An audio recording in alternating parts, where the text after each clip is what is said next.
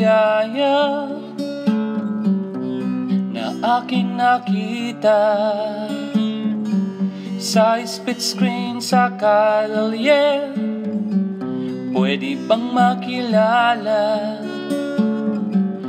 at sinubukang kausapin siya? Mukha siyang suplada. Sabi niya maghihintay ako kay Lola.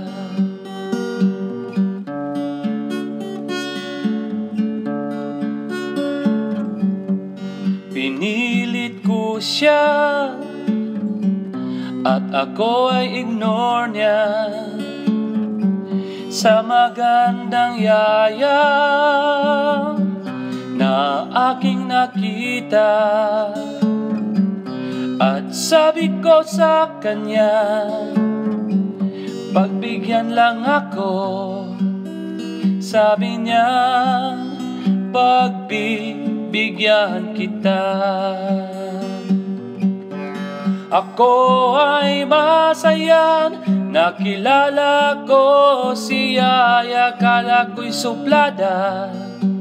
Ang sabi ko sa kanya, ikaw pala'y di maldita, pwede bang ligawan ka?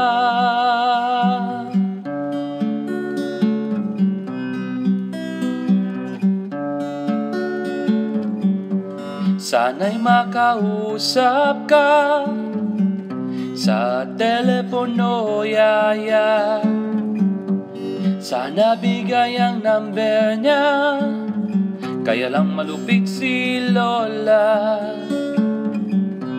At ang sabi niya, sa tamang panahon na lang kaya. Ang sabi ko, oh please yaya, ngayon na.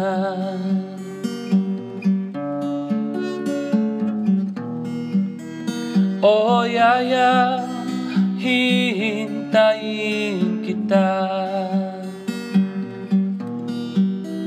Oh yaya, hihintayin kita.